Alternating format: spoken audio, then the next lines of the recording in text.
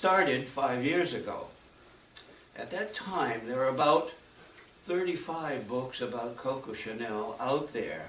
And I didn't do this to be another book about her. I did it in spite of those other books, because most of them were wrong.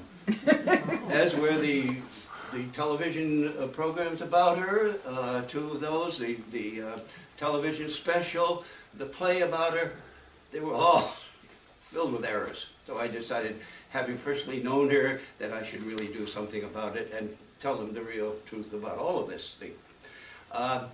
There was a writer for The Economist who was talking about 2 new books about Chanel had come in, and she said, they're nice books, well written, there's nothing new in them. And she said, she wondered why the people were cuckoo about Coco.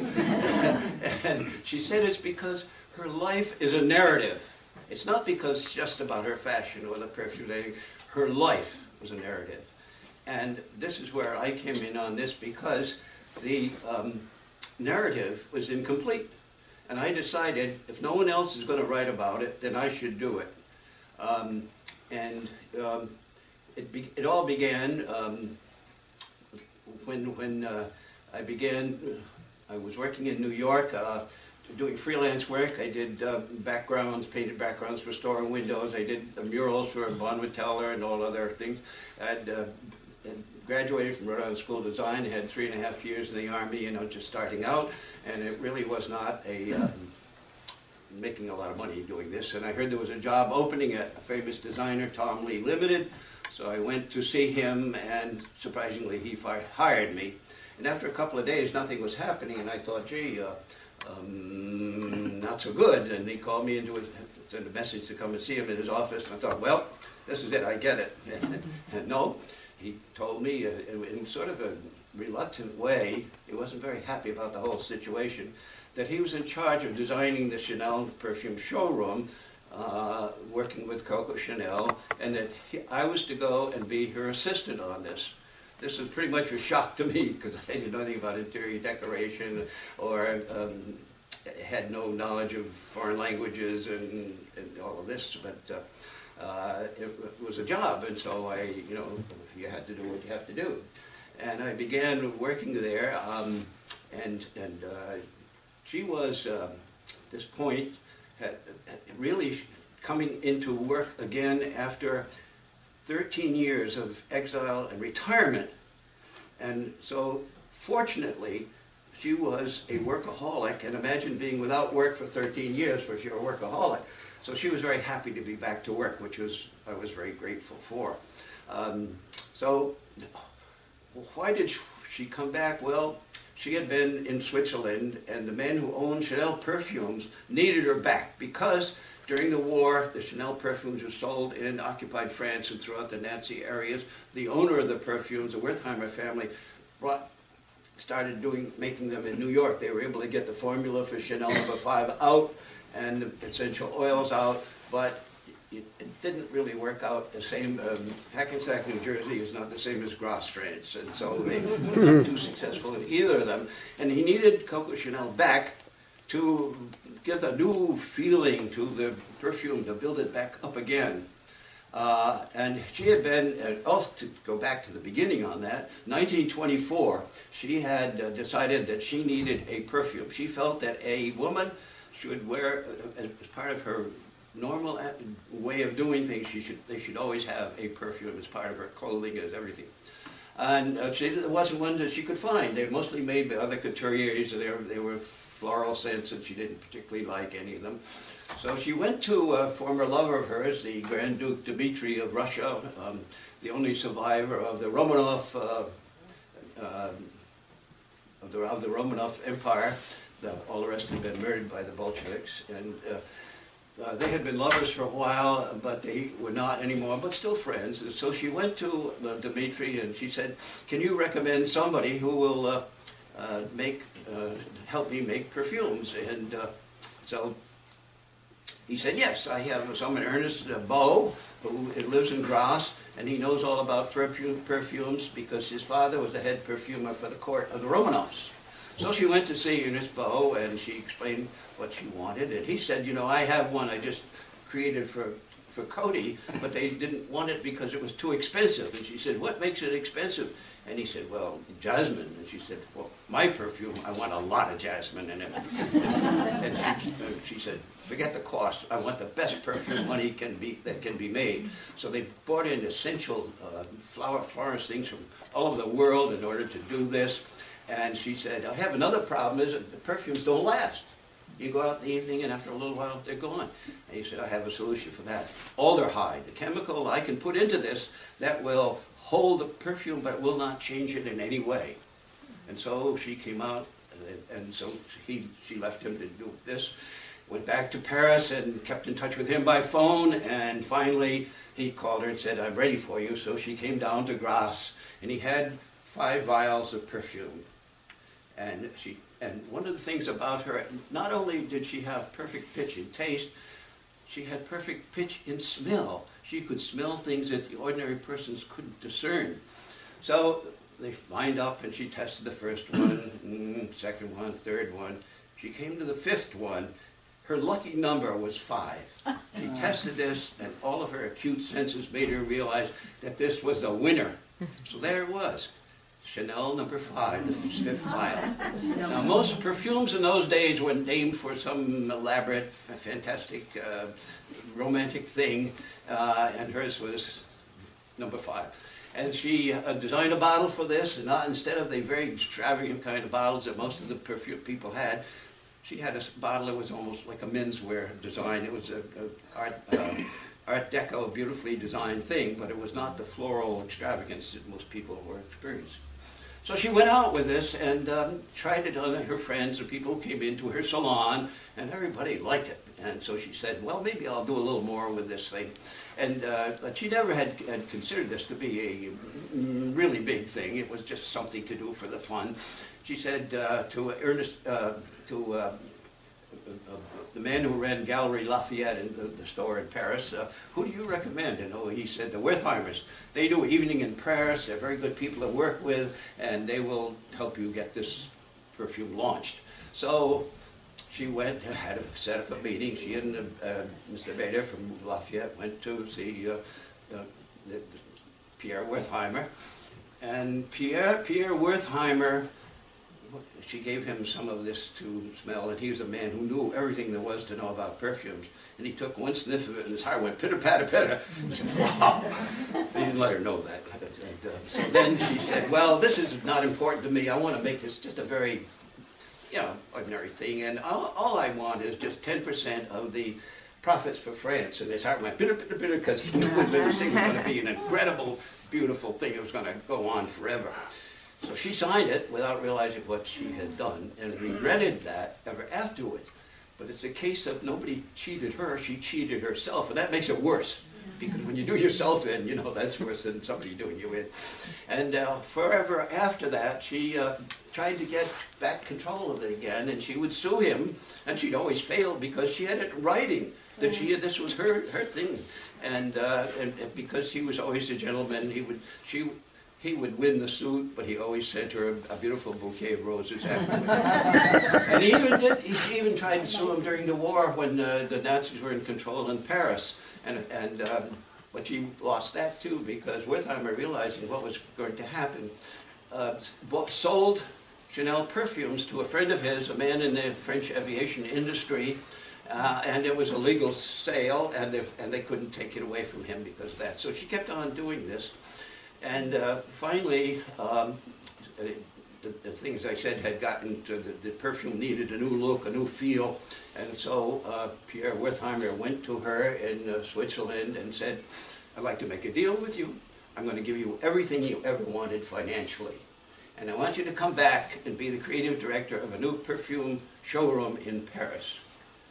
Well, of course, getting the money back, it was wonderful. Of course, she was the richest woman in the world, so that wasn't a very significant thing. The most significant thing was going back to work creatively, because 13 years without doing any creative work was just more than she could stand. So she came back to do this, and And so I was now working for her. It wasn't that difficult. She was not a known celebrity anymore. She had been in retirement for so long. She was a footnote in fashion history. Very nice looking woman in her 70s, always well dressed, always wear one of her fantastic suits, always wear a hat.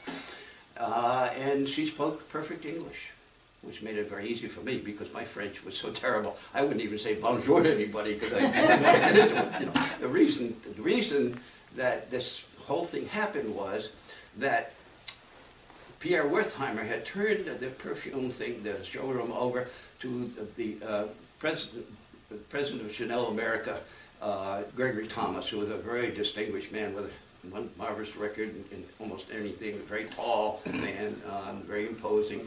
And he decided they need to have a local man in to do the actual setting this thing up. So they called on Tom Lee, who was one of the great, good designers in New York City, but the problem was that Tom Lee was a man who knew a lot about art, and Coco Chanel was very much involved in the arts. She had supported the ballet and art. She was a friend of Pablo Picasso and all of the people, Stravinsky and all these important people.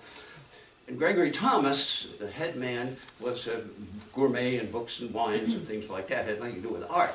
And Coco liked Tom Lee because of his art background. And Gregory Thomas didn't like that. So he decided he would make sure he was in charge, he would take over, and he got them together, Coco and Tom Lee and himself, for a meeting which started in ordinary French, which Tom Lee could understand because his family had been in the diplomatic world. And then gradually through the thing, they changed the meeting into the vernacular, the patois, which Tom Lee didn't understand at all. It's really a separate language from French. And they kept going on with this for a while, and Tom Lee pretending he understood it. And so finally, Gregory Thomas said, Tom, do you agree with what we've been discussing? And Tom Lee said, oh, Monsieur Dumont. He didn't have a clue. But, so afterward, he found out that he had made a disastrous acceptance of this, because it turned out instead of just designing a portion of the floor, of this floor of the room in the Tailored Woman building, he was now supposed to do the whole floor of the Chanel floor, everything in it, and for the same price that he was given for the smaller part of the job. And that's why he needed me, because he had so many international customers and out-of-town customers. He needed somebody to be there. And I guess he thought I'd just be somebody there on the floor and so forth.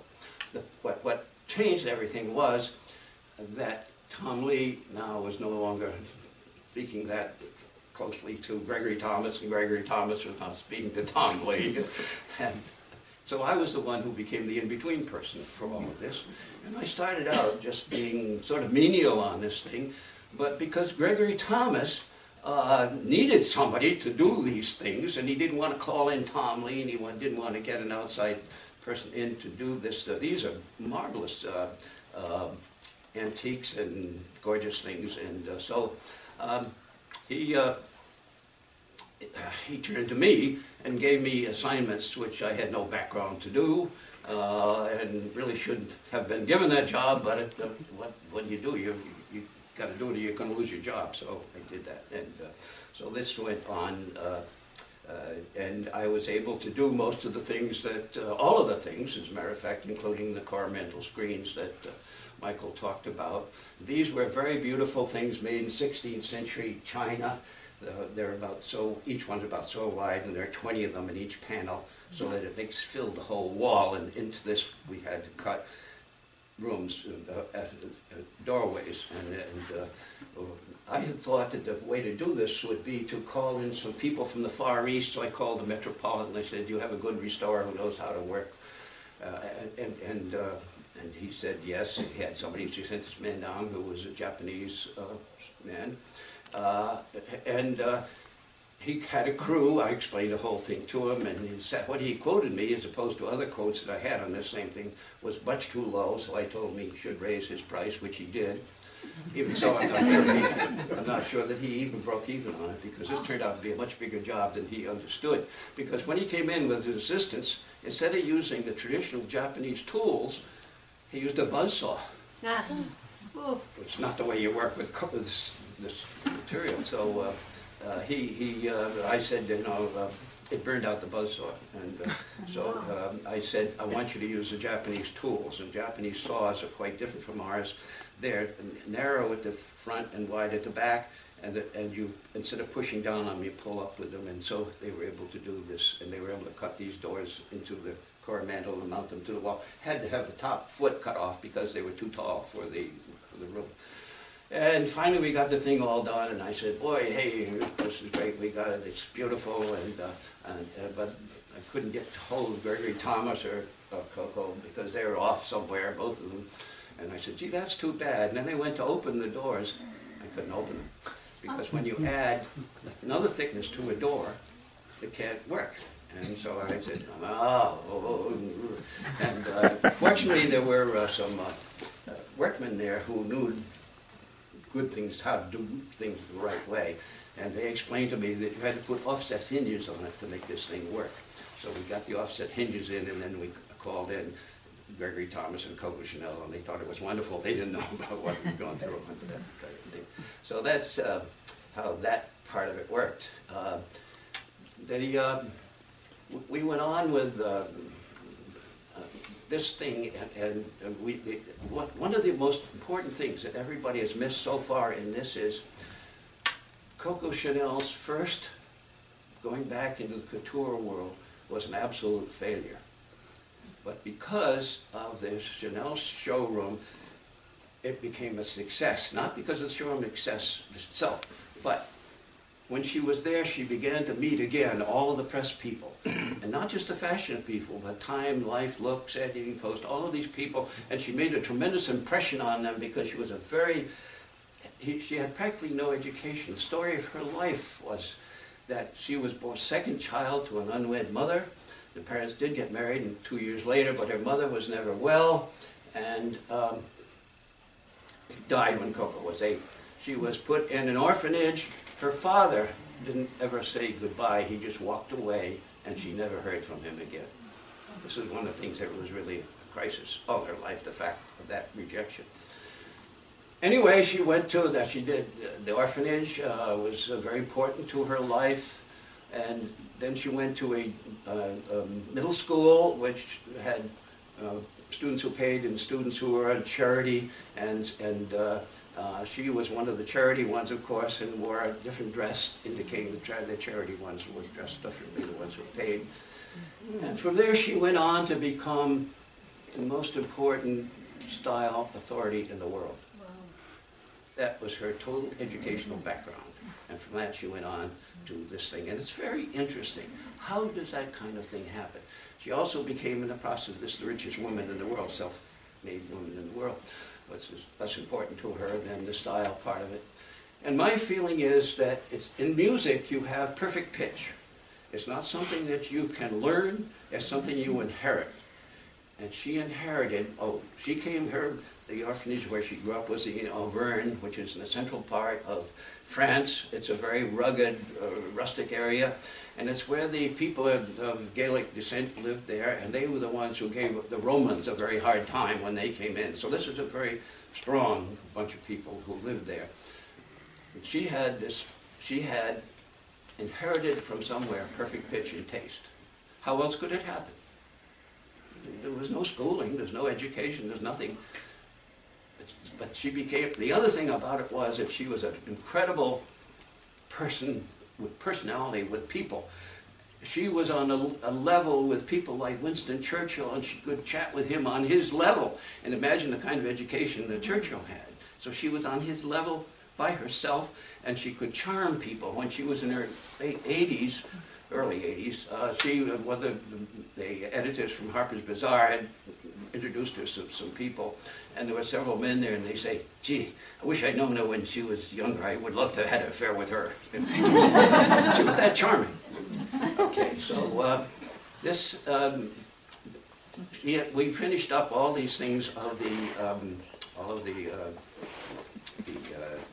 showroom. Everything was done, and finally at this point, everybody, including the editors of Harper's and Harper's Bazaar and Vogue, said, we've got to go back into the couture world again. I said, so she decided she would, and I'm going to read you a passage from this about that.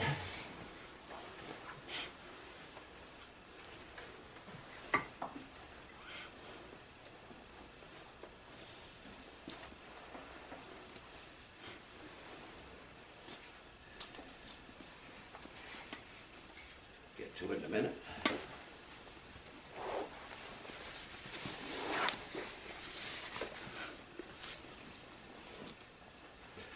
Okay, this is the incredible return of Coco Chanel. Said when the showroom was completed, it was apparent that Coco Chanel was not about to rest on her laurels. Fueled by pleasure from working again creatively and upset by the domination of the fashion world by men, her creative fires banked for so long burst into flames. Determined to return to her great love, haute couture, Coco at 71 was ready to go back to work. Pierre Wertheimer somewhat reluctantly agreed to provide funds for her new venture. So in 1953, financing in place, she returned to France and began the arduous task of putting together a new Chanel couture collection. In renewal of her past, Coco moved back to her favorite apartment in the Hotel Ritz, close to her reopened headquarters at Rue Cambion, where over this studio where Rue Cambion, the second floor, she had an apartment which was filled with incredibly beautiful things of all kinds. And the idea was that the Chanel showroom in New York would be something like that beautiful thing. This is not where she invited ordinary people to. Maybe if you were a Duke or a Prince of Wales or Picasso or someone like that, she would invite you there. She wanted nothing to do with the French society people because they were a very snobbish group. Cartier, the great jeweler, if they invited him to their house to bring some of his samples, he had to go in the tradesman's entrance. So she didn't want anything to do with these snobby people. She never invited them to anything, and she never took part in any of their festivities. She stayed with the art group. Anyway, although I no longer had personal involvement, the American press, consumer, and trade kept me abreast of the amazing news of the return of Mademoiselle to Paris. In addition, I was able to follow the events as they happened through friends at Chanel, who kept me informed of the twists and turns of the drama as it played out. In Paris, news of the return of the almost forgotten Coco Chanel soon spread, but with lackluster enthusiasm. 13 years had gone by since she last showed her collection, and much had changed in the fashion world. Many thought this comeback attempt by a controversial, elderly, and probably out-of-touch designer was a major mistake. There was, however, considerable curiosity as to what she was up to. Would the Chanel new look be space-age courage, with mini-skirted models in strange fabrics and vivid colors? Or would the hemline be up or down? Or would it be Atomic Chanel using the old Chanel as a launching pad for an entirely new concept? Expectations and emotions grew as Mademoiselle, trusty scissors dangling from her neck like a religious medallion, snipped and pinned to complete her line. She made all of her clothing on a live model. She was most of the male designers made sketches and somebody carried them out. She built every one of them on a model, and so they fit perfectly. That was one of the things about her clothes. Everything she made, an incredible fit. Fingers swollen with arthritis, she toiled on for hours that exhausted younger Chanel employees. At the time of Chanel Couture's reopening, Coco's contribution to fashion and the lives of women in general were history. Before going into retirement, Coco Chanel left behind a life of fabulous achievement, breaking through not just a glass ceiling, but a cast iron one. In pre-war France, a woman single-handedly creating and running a large and profitable business was not only unheard of, but unthinkable. It is not surprising that Chanel's success was resented by many. In spite of the hostility of some, Mademoiselle's incredible impact on the lives of women lived on. Freeing women from uncomfortable, restrictive clothing, she produced instead garments of timeless style and ultimate comfort. She had popularized healthy tans at a time that everyone above the rank of peasants kept their skin color as unhealthy white. And she introduced short skirts and bobbed hair, invented costume jewelry, and created the best-selling and most famous perfume of all, Chanel No. 5. Primarily at a time when women's rights hardly existed, she showed by her own life, her own example, that women had the potential to live a free and independent life. Yet, in spite of what she had accomplished, her achievements were practically forgotten or unknown to the current generation in 1953, even in France. Before her return, her often acerbic comments had antagonized many, and now her bitter comments spewed forth again. Rants against male-dominated fashion establishment and male couturiers in particular were daily tirades. She felt that women's clothes should be designed by women, for women. To add to Coco's unpopularity, scrutiny of her wartime affair with the German diplomat Baron von Dinklage, mostly overlooked, was revived again and leaving a bitter taste for many. But the problem went deeper. Particularly upsetting to the fashion industry and to those in government was Chanel's way of running her business and her life without regard to convention. To make matters worse, she created the giant enterprise of Chanel Perfumes almost entirely on her own. Most people think of her as a little dressmaker somewhere. She was a tycoon with 4,000 people working for her and 5 factories.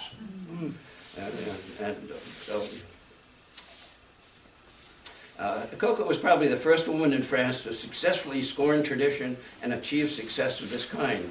This was neither liked nor admired by those in France accustomed to men being completely in charge.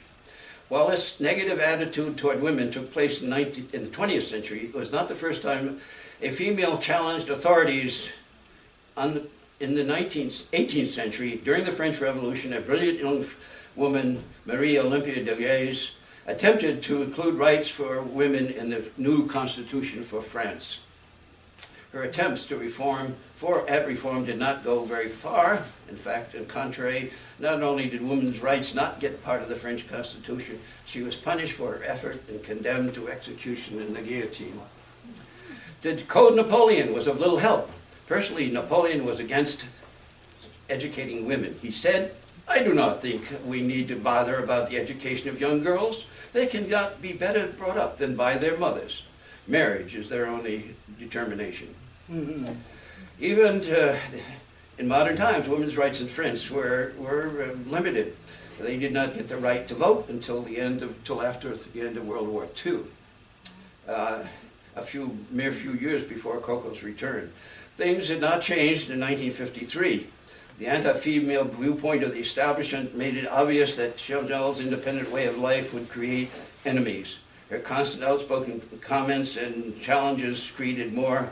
At the time of the reopening of Chanel Couture, the mood of the public and the press was not conducive to a happy reception.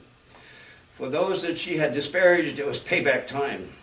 Even without seeing her new line, it was as if the entire fashion world was ready to march to Rue Cambon and tear her down. Mademoiselle selected the 5th of February 1954 for her opening, as that number had always been lucky. That's Chanel No. 5. But that February day, luck deserted her. The quietly elegant showing for the international fashion press into the fashion industry notables turned out to be a disaster. The audience expected a line of exotic fashion like that of current couture designers. Instead, she offered classic Chanel style. In her youth, Coco Chanel had been a revolutionary, but as often happened, the youthful rebel had become a conservative. When revealed, the new Chanel line had nothing atomic about it. In fact, it was quite the opposite. On display were a revival of Chanel's pre-war offerings, more or less continuing her successful 1938 opening. That evening, Rue Cambon, the Chanel Couture showroom looked like it did in the old days. Even the iconic mirrored staircase had been rebuilt, appearing as it did before the war. The classic Chanel look and fit, and in quiet good taste, was the main fashion offering. Unlike the prancing and posturing of the Dior models, Chanel, those of Chanel, sedately walked down the steps and onto the runway. There was no music, no theater, no excitement at the presentation of the presentation of the 130 garments. Applause was scarce, silence deep, failure hung in the air. Mademoiselle did not appear. As usual, she sat high up on the stairs, hidden from view, watching the proceedings through the many mirrors that allowed her to see but not be seen. It must not have been an uplifting experience. Audience reaction was visibly negative. It was as if the entire fashion world had been waiting to get her, and now it seemed they had. For those who disliked her, it was a time of vindicated celebration. The reviews were devastating. They said that at 72 she was too old, had been out of circulation for so long, she could no longer understand the contemporary world. According to not only the French fashion press, but the European media in general, her work was of the past and should have been left there. Even the normally friendly English press was just as unkind. The Daily Express, for example, called it a fiasco. It was a flop, said the London Daily Mail. The consensus of opinion of the critic was for Chanel to go back into retirement. They all agreed it was the end of the fashion career of this disagreeable old woman, and so it seemed. Coco Chanel was to all appearances completely unwanted, with nowhere to go but away. For Wertheimer, it was tragic. All the money spent and the hope for new business for Chanel Perfumes based on the comeback of Chanel Couture was down the drain.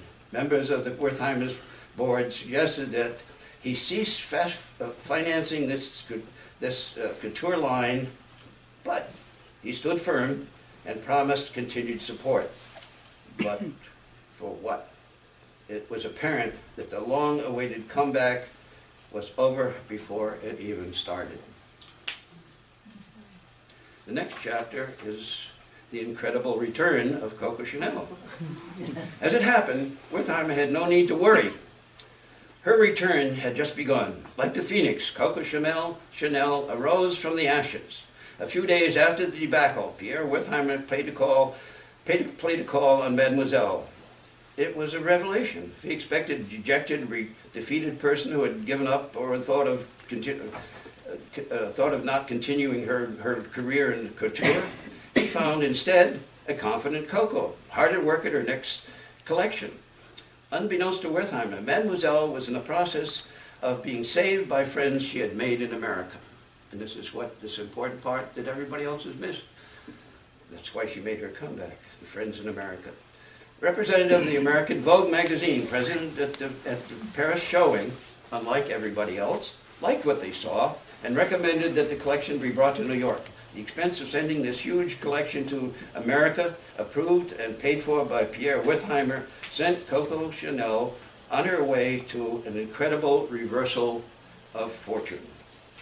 In New York, surrounded by friends and admirers, the people she had made while she was working on the showroom, the collection, so disliked in Europe, was a smashing success. And even though it was a pared-down showing without music or frills, it was just a very simple showing of clothing. The publicity was glorious. Retailers rushed in to buy. Arrangements with a reputable, ready-to-wear manufacturer were achieved. At least in America, Coco Chanel was again famous for her couture. It took a little bit longer in Paris. So that's, I'm sure you all have questions about his questions? Yes?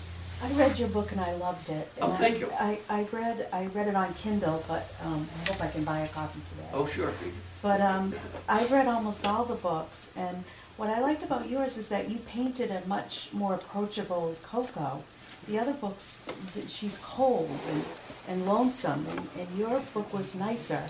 Later in life she was, toward the end of her life, she was very lonesome. But at this time she was so happy to be back. And she was doing creative work again, that she was very approachable, not in a buddy-buddy kind of way. We didn't have coffee together or anything like that, but because she was used to running a huge business. And so she was used to dealing with people, and so that was, but there was no coldness or the other things, the loneliness that people talked about. They didn't know her. Don't forget that all these people who wrote all these books never knew her. Not one of them. And they never even lived in her time. They were all young people who knew nothing about any of this. And so they made it all up. And then one person copied the other book, and all these books were copies of books that came before them, and they all were saying the same thing. But they were still successful because her life was so interesting, people kept on buying the books. Today, in Amazon, there are 7 books about Coco Chanel.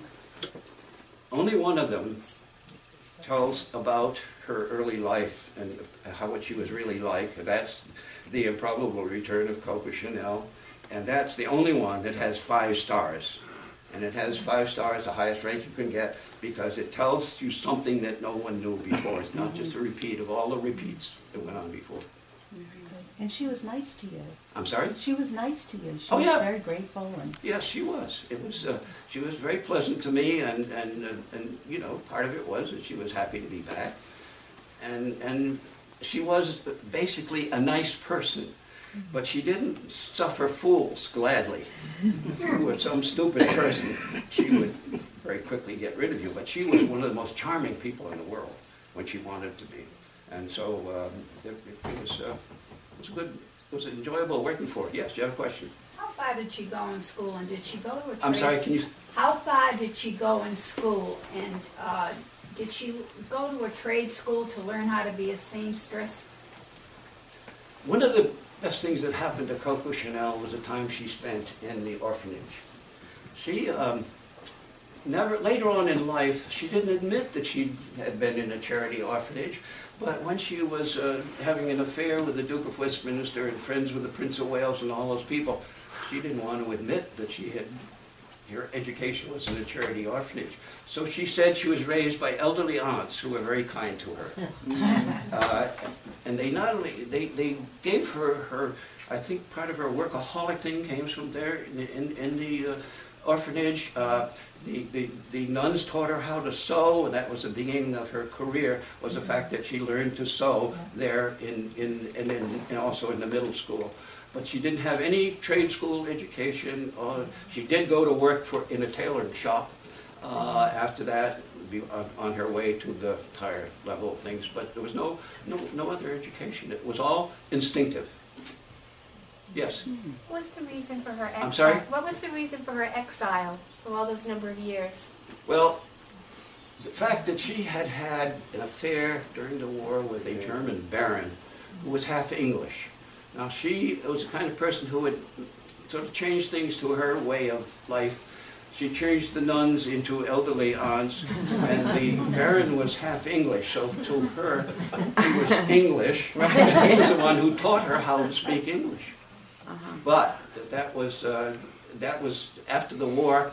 There was never any charge or anything against her, but she didn't feel accepted under the new rule of things, and so she went off to Switzerland with the Baron, and they lived together for a while, and then he left, and she continued to support him because he was really a gigolo, and that was why they got together. Because he was,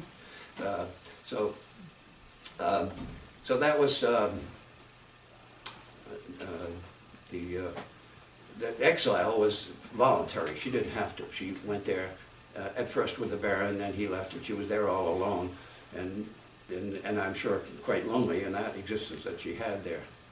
Did you just Yes. say? Oh, Please go ahead. did you just say even after the Baron left her, she continued to support him? Yes. Financially. Yeah, because the reason she got to know him in the first place was that one of her relatives who ran one of her mills was in the prisoner of war camp, and she wanted to get him out, and she said, who can I talk to that would help me with this? And she was introduced to the Baron because he was suave in 3 languages, French, German, English, and he immediately saw, she had known him before the war, and he immediately saw a diamond mine in Coco Chanel. And he, being a gigolo, you know, he needed a rich woman to support him, and he grabbed onto this whole thing and stayed with it. Now, he was not a Nazi at all. He was of the aristocracy. He had stayed with the government after the Nazis took over, as many Germans did, but he hated the war. And he spent his last part of the years of the war, he was afraid he might be taken and used in the war effort somewhere, either in Berlin, which is a can of worms, or on the Russian front, which is fewer death. So he hid out in her beautiful apartment over her showroom, and he stayed there. And he and Coco was there together in that. And they never went out together. They never associated with other people in the occupation or any other way. He was, when the war was over, he was immediately cleared of anything, and so he had no problems. Yes. During her career, Yeah. did she ever take any other designers under her tutelage? No. Never. So she was always just alone. And people who worked for her, yeah, she was a typical tycoon. She didn't care about people who worked for her. And she always had an operation that went 6 days a week, and she resented Sundays. As a matter of fact, the day she died was a Sunday, and she couldn't go to work. And if she could have gone to work, she probably would not have died. She was always herself. There was no one else. She did every one of these, like a line of 130 garments. She built every single one of those on a live model. What about her other things, like her belts, her jewelry? Well, the jewelry thing, she got into that because the Archduke of Russia, Dmitri, had given her as a present some beautiful Romanov pearls. And she began to love jewelry after that. And in those days, you were only supposed to wear precious jewelry at nighttime. She wore her pearls all the time. She wanted everybody to look like her. That was one of her things. She liked to have people come and knock off her clothing so that the poor seamstresses could have that. And she decided that everybody else should have jewelry like her. She was the one who created costume jewelry, including artificial pearls. So other women could wear pearls as she did. And so a whole costume jewelry industry was created by her. Did she do her logo too? I don't think so. I don't know that. I think that might have It's come so later. unique. Could be later. Logo, You know. So, yes. Anybody else? Did she ever marry? She went with the Duke of Westminster for many years, and it was a kind of a logical get-together because he was the richest man in England. He was richer than the royal family, and he kind of looked down on them because he had a better heredity than they did. But he was the richest man in England, she was the richest woman in the world, so it made a perfect combination. And he was amazed by her because at that time, the wealthy people, male or female, did not work. Women didn't take care of their children, they were nursemaids for everything.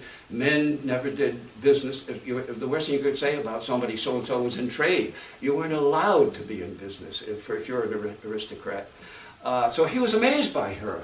He'd never seen anybody like her. And while the time they were going together, she was still doing her line. You know, so that went on for quite a few years. And there was some possibility of their getting married, but he was kind of a philanderer. And his first marriage had broken up. He had 2 children, a boy and a girl. The boy died. Now in England they have this primogeniture where only the oldest son can inherit anything. He had a nephew he hated. He needed a son, so this nephew wouldn't get it. It didn't happen with Coco. They never got married. And anyway, she said, there's always been a lot of duchesses at Westminster, but there's only ever been one Coco Chanel. So, very good luck for her. So,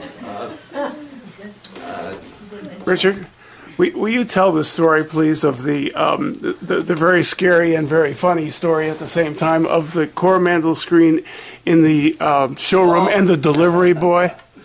We'd been waiting for quite a while for these Coromandel screens to come in. They were very tall, and when they did come in, they were lying on the floor. They couldn't stand them upright because they were too tall. These things were very beautiful and very scarce, very expensive. At that time in New York, they were having some problems with the post office getting things delivered in New York City, so messenger services came about in New York City. These messengers were usually old-time New Yorkers. You know, they didn't look very great, but they know how to get through the subway and all the other things to get where you want a package delivered. These people would do it for you and directly to the point. So this man, an elderly gentleman, was given an assignment to bring a package into the Chanel showroom, and the screens covered most of the floor. And he came in, and he was a slumpy old guy, and he didn't see very well, and he walked right across the screens lying on the floor. And they didn't suffer a bit of damage to it. So that was an interesting thing when he started to walk across there. And nobody dared to say anything, because if they said something, it might frighten him and he might start running, you know. That was one of the scary moments that we had. Yeah. Any other questions? You Yes. had said that she was the second born child to the unwed mother. So Yes. was the older sibling, was it a sister or a brother?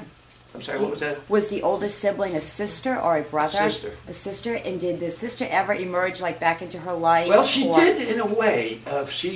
Because she was with Coco and a lot of things, she met this man who was of the nobility. He fell in love with her, but his parents wouldn't let them get married, wouldn't let him marry her because she was a peasant. And so they had to wait until the parents died, and then they finally did get married. And how about her father? Did he ever come back into her life when she became She famous? pretended that he'd gone off to America to make money so that he could send money back. No, they never heard from him again. Completely never heard from him. And At that the was one time the of her death, was her sister still living? No, she was. When she was 84 when she died, living alone. At that point, she had. That was her lonely period with her last years because she was living alone. All of the people she knew had all died, and so she was the last one. And she kept on working. And she was frail and arthritic, and she'd be down there every day pinning the hems and doing all the work that she had to do to make these collections. So with no relatives, what happened with her? I'm sorry? With no relatives, what happened with her estate? Well, that's one of the dumb things. She should have set up a thing for poor young women to be able to do something. You know, Michelangelo didn't have any children, but he, in his will, he left money for young women for dowries, for those who wanted to get married, and for those who wanted to enter a nunnery, he left money for that so they could also do that. She could have done the same thing with her many millions. The money was put in a bank in Luxembourg, which is worse than Switzerland as far as holding on to money, and there it sits. Getting moldy or whatever, but the people in Luxembourg, the bank, I'm sure, are very happy to have that money there. It's too bad. She was a peasant, and she didn't have the feeling for other people, the people who worked for her. She didn't give them anything special. She considered them lucky to be working for her, and she didn't have a feeling for other people. But it's too bad that somebody didn't give her the advice. With all that money, to have a charitable foundation, something set up. You're right. That's what it should have been, a charitable foundation, but they didn't have them in those days, and they didn't have them in France. They probably still don't have them in France. Yeah. And what was her feeling about Karl Lagerfeld? Did you ever know how she? This is an interesting thing because he is exactly the type of male dress designer that she didn't like. And all her clothes had to be comfortable. She didn't like mini skirts because they're not comfortable for women to sit in. She didn't like the new look because it was boned and uncomfortable kind of wearing things. And Karl Lagerfeld did mini skirts and all the stuff that Coco would never have done. But he's been very successful, and today couture really doesn't exist anymore. They're big dresses today, and it's not really couture. So he's not. He would not be what No. she would have selected as her. I went to the show in New York at the Metropolitan. They had a show of Karl Lagerfeld's work and Coco's, the same one.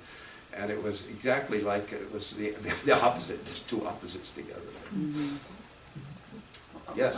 I have a question about the 7 factories that you mentioned when Yeah. she was Yeah. really at her peak in France.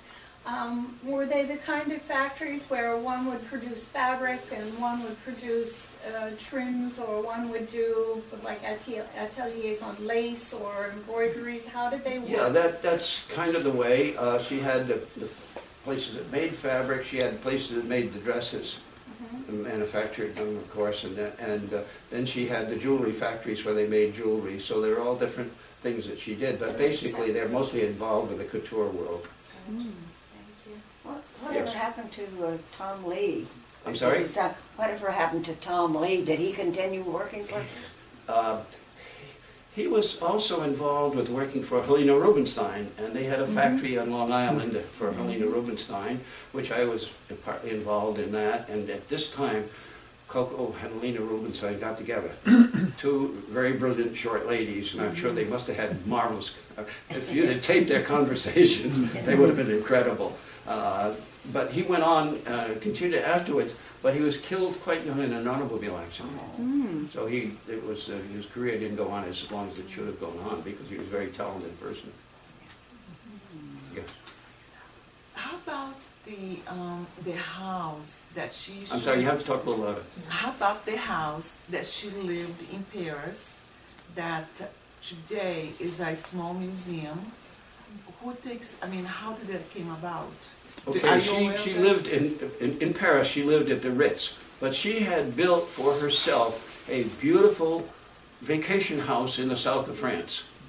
And one of the interesting things was, people said that she didn't like the nuns or the orphanage or anything like that. But because she didn't admit that she was raised in an orphanage. But when she had this house built, she went to the architect and said, there's a certain medieval church in Avignon, and I want you to go and look at that. I want you to get the feeling of that, and I want that to be this house that you're building for me. Now, she'd hated the nunnery. Would she have asked somebody to build her beautiful vacation house? And during the war, this was the center for the resistance. They broadcast from there, and the yard grounds were places where refugees could congregate on their next way step. So that, she wasn't actively involved in that. They used her house. After the war, surprisingly enough, it was bought by Winston Churchill. And he used it for his vacation place, and where he wrote most of his books was from that house. It's been recreated and it's in Texas now. Was she a thrifty person? Thrifty? She really was not a financial person. She didn't have any way of controlling the funds for her work. What she made in the beginning, it was how much money she had at the end of the year. So what she did was she charged very high prices for everything. And that way she didn't have to figure out how much cost per outfit was on that. There was no financial, it's like Henry Ford, he had the same thing. Henry Ford did what he had in the beginning is what he had at the end of the year. And at one time, Henry Ford's employees asked him if they could buy the cars at wholesale. He was happy to do so because he was selling the cars at retail less than wholesale. So he was the same kind of understanding of business, and yet both of them were very successful. Yes? I have another question about her being successful in New York. Did she take up a residence in New York? She lived with, when she was there doing this, she lived with, at one time she was living with with the Rothschilds, had a place in New York, and she stayed with them there. But she didn't have a, she didn't stay at a hotel, she stayed with them, and of course they had beautiful living arrangements, and so that was where she stayed. And then she'd travel back and forth? Well, it wasn't too far away from New York City, it was nearby. No, I meant back to France and then... No, she didn't go back to France until she went back to her cure line, and that was the first time she went back since she had been left there to go into Switzerland. She didn't go back and forth that much. Thank you. Yes. Dick, you mentioned that she had a way of inventing herself and inventing her background and inventing everything. Yeah. Could you just comment on that just a little bit, because you must have had some She, experience with that. several people tried to write with her an autobiography, but they couldn't do it because she never told the truth about her background. So they gave up on it, and that's why so little is known about the right things, because she didn't let people know the actual truth about things, and so many people wrote things that she had said which weren't true at all. And so it was, I had 65 years of things that I had saved, information about her and so forth, and many clippings and books and so forth, and I saw the movies and all that. So I had a lot of background information on that. And things I got from friends. Gregory Thomas was very important to me. He gave me a lot of information, and so I was able to put things together based on my knowledge of her, because none of these other people ever met her, so they just said what they think what might have happened, and I wrote about what I knew happened, and that was the difference to some of these others. Anybody else? Okay.